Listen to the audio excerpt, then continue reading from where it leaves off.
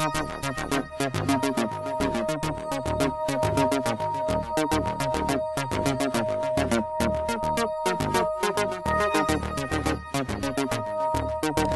uz sarunu aicinājām Vidzemes kliņšu kāpšanas attīstības biedrības pārstāvjus.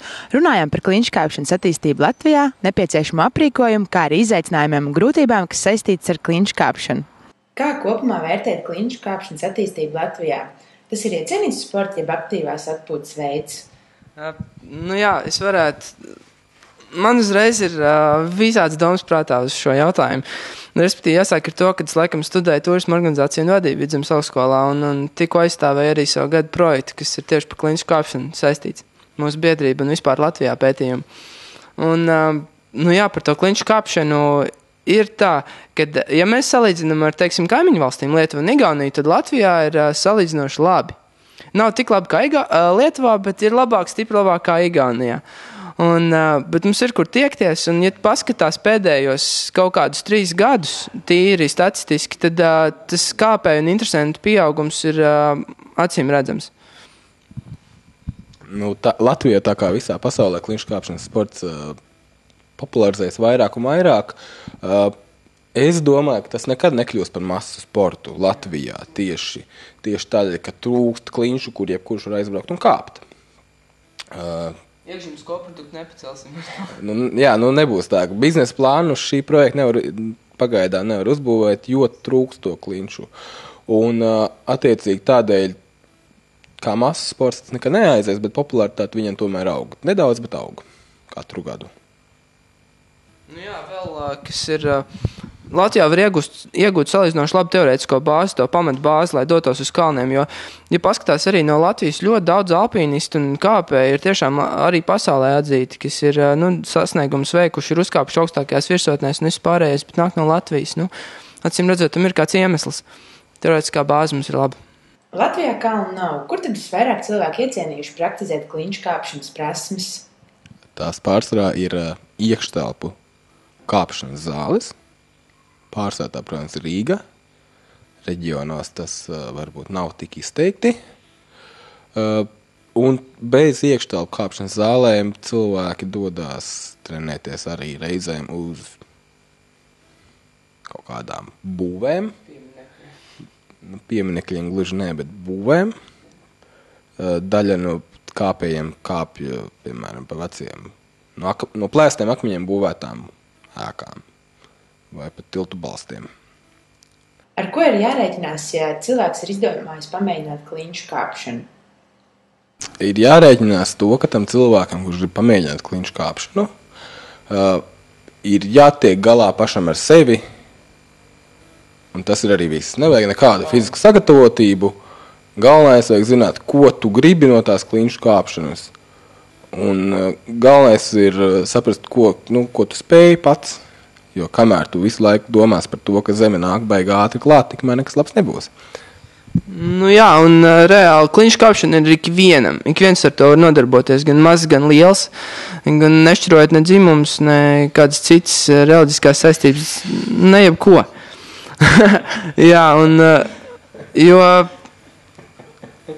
Mums ir bijuši maz arī bērni ļoti, kas kāpj. Maziem bērniem jau mazāk tās bailes, ar lielākiem bērniem ir lielāks bailes. Bet, tā pašā laikā ir ļoti daudz meitenes drosmīgas, kas arī kāpj. Un tagad tu izvēlēs, nolem, ka tu gribi atnākt pakāpt, galvenais paņem ērtu apģērbu līdzi, apaus. Un, principā, mēs tā pastāstīsim vispārējo pēc tam. Tā kā droši nevajag baidīties, tas ir ikvienam brīvi pieejams. Tāpatās, kā darīt jebko citu, spēlēt futbolu vienalga. Galvenais justies ērti. Ja es izdomāju kļūt par profesionālu kliņšu kāpēju, cik ilgs laiks un intensīvi treniņi man būtu nepieciešami, lai es varētu kāpt reālās kliņtīs? Tu gribi zināt, pēc cik ilgu laiku turēs uzkāpt kaut kādā noteiktā kalnā? Tas ir ļoti individuāli. Treniņi tad ir nepieciešami katru dienu. Nevis kāpt katru dienu, bet, piemēram, vienu dienu tev jāskrien, jāuzlabo savas aerobās darba spējas. Tad tev vienu dienu ir jāiet jāpakāp, jāuzlabo savas fiziskās darba spējas, tad var, aiziet zālītē, vienkārši muskuļu spēku uzlabot. tev ir jātrenējās arī, nezinu, kā vai katru dienu jātrenējās tīri tajā alpīnismu tehnikā, tas ir visi tie mezgli un principi, kā veidot drošināšanu. Gan arī katru dienu tev jābūt tajā procesā iekšā, ar pilnu atdevi.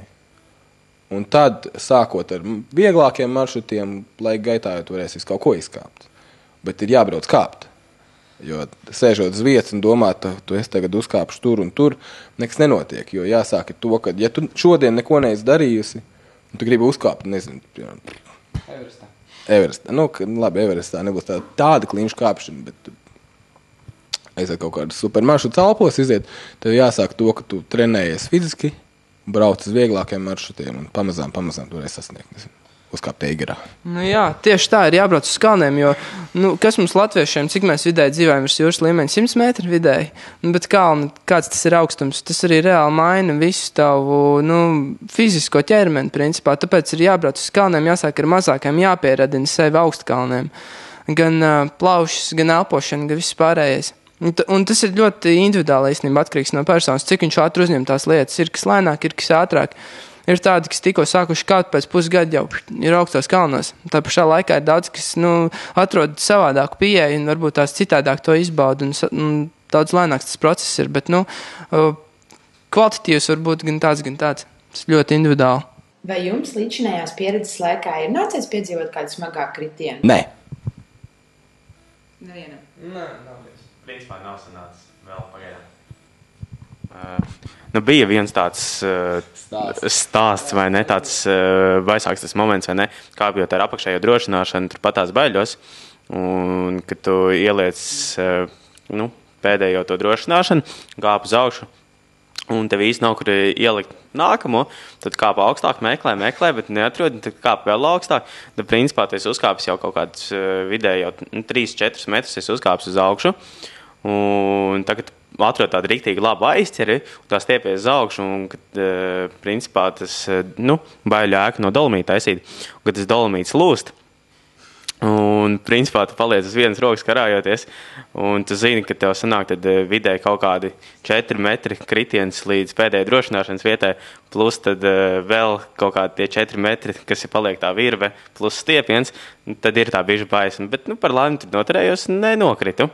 Bet, ja arī, krīt, tad, principā, tā ir manā uztverē nepieciešama pieredze, kas ir kaut kad arī būs jāizbauda.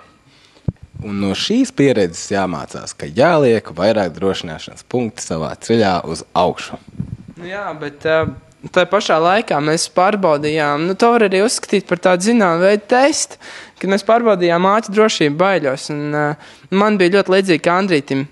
Andrīts gan nenožēlās, bet man toreiz labāk paslīdēja, veiksmīgāk, un es kritu. Un tad ir tā, ka tu ieliec tāju, teiksim, tos 2 metrus virs pēdējā drošinājuma punkta, tad tas kritiens ir 4 metri, jo 2 metri tikai rādījus. Un man bija tā, ka Didis man drošināja, paldies viņam, viņš man nodrošināja, līdz zemē nenokritu, bet sajūta bija labi tā, ka tu pēc tam izāķējies, apsēdies uz trepītēm un kad pusstundiņu apdomā. Par ko? Metru garu kritienu. Nē, tur bija vairāk. Bet sajūta ir labi, respektīvi, tu vari noķert sajūtu patās baļās arī.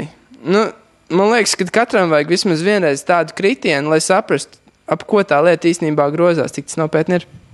Vajag tādu kontrolētu kritienu drošos apstākļos. Jā, lai Didis drošina galvu. Jā, galvenais.